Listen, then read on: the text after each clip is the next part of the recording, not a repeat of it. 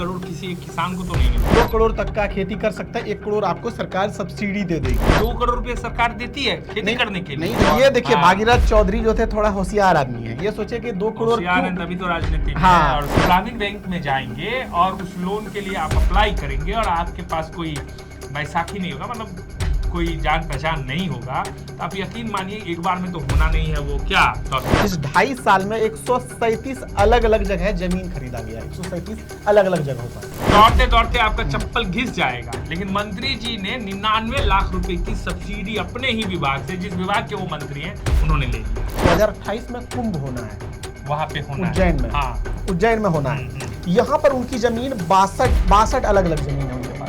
प्रधानमंत्री मोदी ये कहते हैं ना खाऊंगा ना खाने दूंगा। उज्जैन मास्टर प्लान जो बन रहा था, उज्जैन मास्टर प्लान में बहुत सारा जो कृषि भूमि था, वो आम लोगों को पता ही नहीं था कि ये कृषि भूमि आने वाले सालों में ये आवासीय बन जाएगा। भारत में एक मशहूर कहावत है, हम आप बाप दादा के जमाने से, अपने बाप दादा के जमाने से इस कहावत को सुनते आ रहे हैं, सैया भैल कुतबाल तो डर काहे का। दरअसल सैया कुतबाल नहीं थानेदार हो जाए तो फिर कहिए क्या बात है, फिर तो अपने हाथ में सब कुछ आ जाएगा, जो चाहेंगे सो होगा। तो भारत में इन दिनों कुछ ऐसा ही चल रहा है। कहानी इन दिनों क्या है कि अगर आपके पास रसूख है, आपके पास सत्ता है, आपके पास सत्ता की जो बागडोर है वो आपके हाथों में है, तो भैया आपके लिए इस देश के भीतर कुछ भी मुश्किल नहीं है। इंडियन एक्सप्रेस जो कि एक प्रतिष्ठित अखबार है, पिछले दिनों उस अखबार में 2 खबरें छपी और उन खबरों को लेकर अभी देश के सत्ता के गलियारों से लेकर नुक्कड़ के चौक चौराहों पर यह चर्चा हो रही है कि सैया इस बार कोतवाल नहीं है, सैया थानेदार है, सैया एसपी साहब है, जो भी कह लीजिए। तो फिलहाल ये कहानी क्या है और ये इंडियन एक्सप्रेस में जो खबर आई है वो क्या है, इस पर चर्चा करेंगे। लेकिन एक लाइन में आपको बता देते हैं, एक मंत्री जी और एक सीएम मुख्यमंत्री जी, दोनों ने मिलकर ऐसा कुछ किया है जिसकी चर्चा हर ओर हो रही है। हालांकि भारत में इन दिनों चर्चा सिर्फ इसी की नहीं है, राम मंदिर में चंदा चोरी की भी चर्चा हो रही है। लेकिन आज हम बात करेंगे मध्य प्रदेश के मुख्यमंत्री मोहन यादव की और दूसरे जो हैं भागीरथ चौधरी की। भागीरथ चौधरी कौन है? भागीरथ से बोलते हैं कि भागीरथ, नाम देखिए कितना दिव्य नाम है, लेकिन भागीरथ चौधरी कौन है? इन्होंने ऐसा क्या कर दिया कि इंडियन एक्सप्रेस ने इनके ऊपर एक विस्तृत रिपोर्ट छापी है और वो रिपोर्ट में क्या है और उस पर चर्चा क्यों होनी चाहिए ये समझेंगे। तौसीफ अपने डायरी के साथ है। तौसीफ जी जरा पहले भागीरथ चौधरी जी के बारे में बताइए, हैं कौन साहब? देखिए ये अभी केंद्र में मंत्री है, केंद्रीय राज्य मंत्री है, कृषि विभाग में केंद्रीय राज्य मंत्री है। ठीक है। और देखिए विवाद कहाँ से खड़ा होता है कि ये दरअसल इनका जो घर है ये राजस्थान में है और राजस्थान में इनका जो घर है ये राजस्थान का ये वो वाला भाग है जहाँ फसल ठीक ठाक उत्पादन होता है, मतलब थार वाला भाग नहीं है। अब इस भाग में सरकार अलग अलग तरह से सब्सिडी के माध्यम से यहाँ पर खेती करने के लिए पैसे देती है, प्रमोट करती है, कृषि करे, खेती इसमें है कि शिमला मिर्च, टमाटर, खीरा, गुलाब जैसी खेतों पर 50% सब्सिडी देती है सरकार खेती करने। हाँ, इसमें अधिकतम यह है कि 1 करोड़ रुपए सब्सिडी देती है, मतलब आप 2 करोड़ तक का पैसा, मतलब 2 करोड़ तक का खेती कर सकता है, 1 करोड़ आपको सरकार सब्सिडी दे देगी इसमें। एक सेकंड, ये 1 करोड़ किसी एक किसान को तो नहीं मिलता, किसी एक किसान को, एक के लिए 1 करोड़ है, एक के लिए है। हमने जब हमने विस्तारित जब इसमें पढ़ा इंडियन एक्सप्रेस का रिपोर्ट, उसमें साफ तौर पर एक किसान के लिए 1 करोड़ रुपए रखा गया है कि इतना तक मिल सकता है। क्या चीज की खेती करेगा 1 करोड़ रुपए लगा? शिमला मिर्च 2 करोड़ का खेती कर सकते हैं, 1 करोड़ वापस आपको मिल जाएगा उसमें। मतलब सब्सिडी मतलब 2 करोड़ रुपए सरकार देती है खेती करने के लिए? नहीं, 2 करोड़ आप लगाइए अपना, अच्छा, शुरुआत से 1 करोड़ रुपया जो है आपको सरकार फिर आपको वापस कर देगी 1 करोड़। अच्छा, ये मतलब ये है कि पहले आपको लगाना हो, हाँ, तो वो लगाएगा। तो ये देखिए भागीरथ चौधरी जो थे थोड़ा होशियार आदमी है, ये सोचे कि 2 करोड़ तभी तो राजनीति में हाँ, और सेंट्रल में मिनिस्टर भी बने हुए। 2 करोड़ हम घर से क्यों लगाए?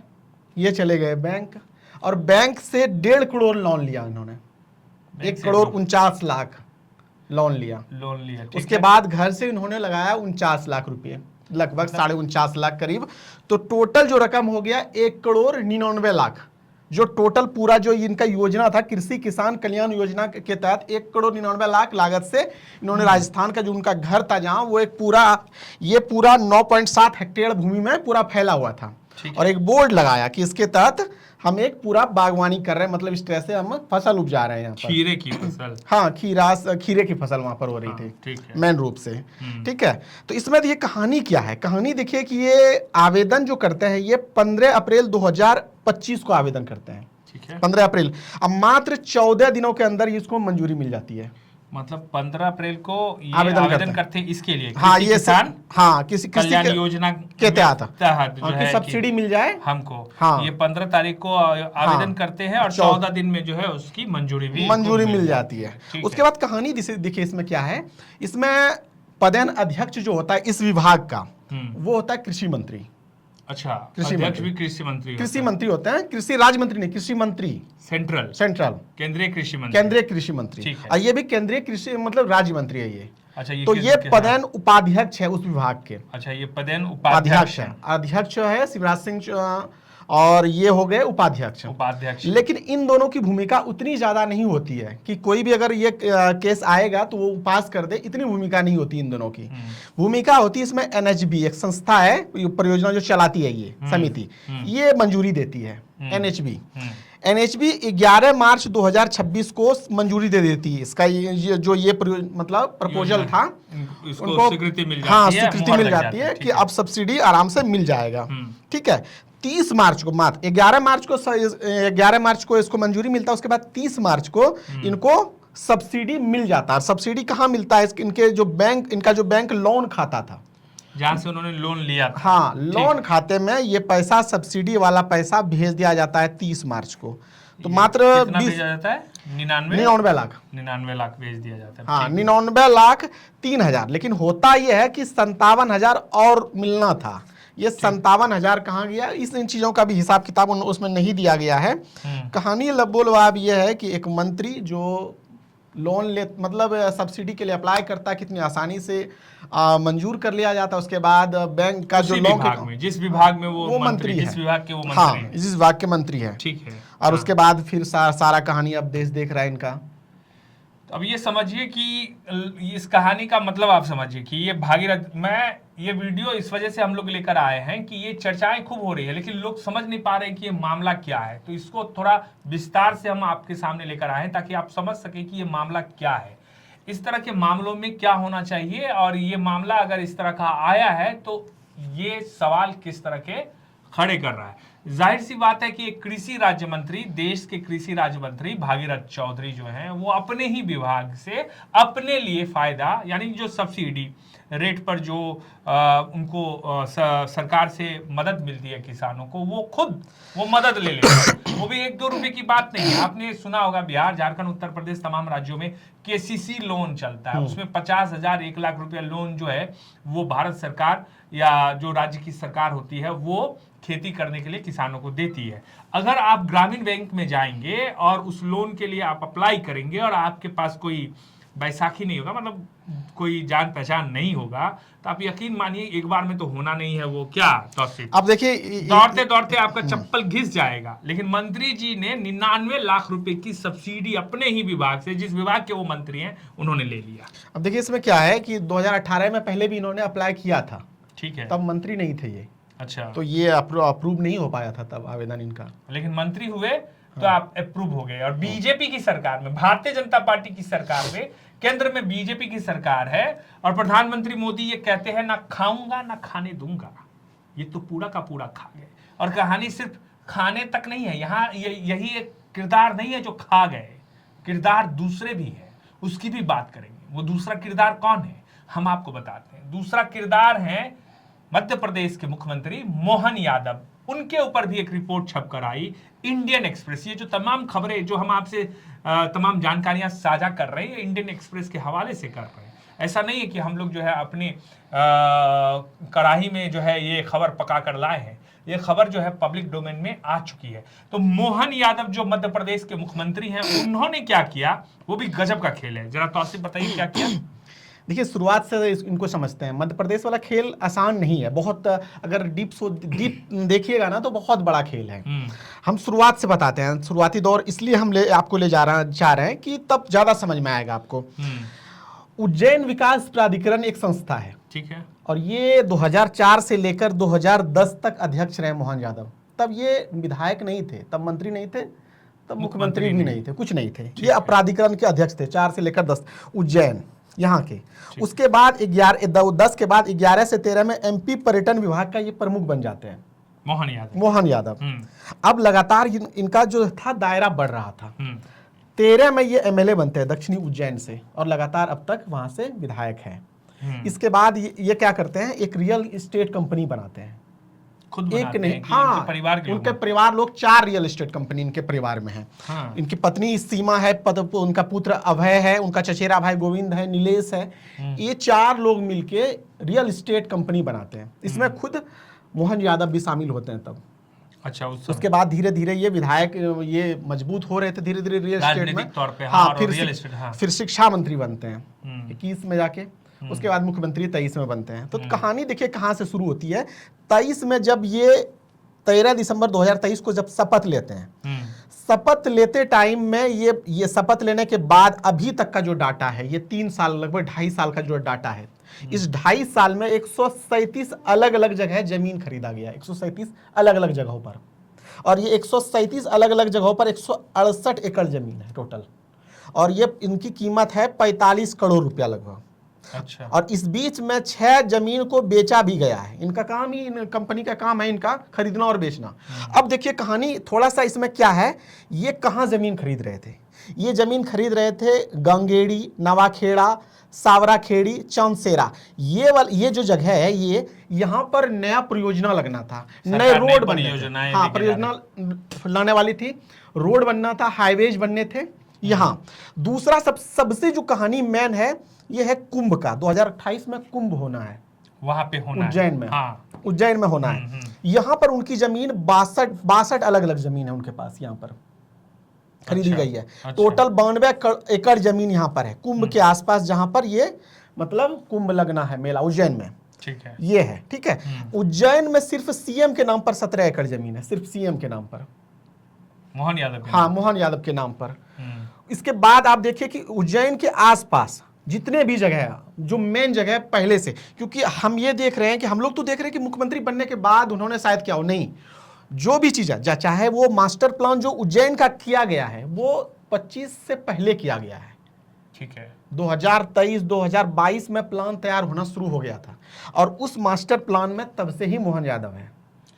और ये इनके पास इस बात की जानकारी है कि जिस जमीन की कीमत आज की तारीख में मान लीजिए 1 लाख रुपए है, वो अगर कोई सरकार वहां पे अपनी नई योजना लेके आ रही है, या उस जगह के डेवलपमेंट को लेकर कुछ इस तरह का कदम सरकार उठाने जा रही है, तो वो 1 लाख की जमीन जो है 5 लाख की। बिल्कुल। वो अब देखिए ये जो जगह है, गांगेड़ी है, नवाखेड़ा, सावराखेड़ी, चांदसेरा, ये वो जगह है मध्य प्रदेश सरकार जहां नई नई परियोजनाएं लाने वाली है। और यहाँ जमीन है, और यहाँ जमीन इनकी जमीन है, इनका जो रियल एस्टेट सरकार जो है अधिग्रहित करेगी, तो हाँ, सरकार 4 टाइम्स ज्यादा पैसा देगी। और ये बेच भी रहे, अब 6 जमीन को बेच भी चुके हैं इन 3 सालों में। 3 सालों में, हाँ। 2 रुपए की जमीन 5 रुपए में, 5 रुपए। ये कहानी पूरा मोहन यादव का है, मतलब किस तरह से उन्होंने अपने पावर का इस्तेमाल किया है।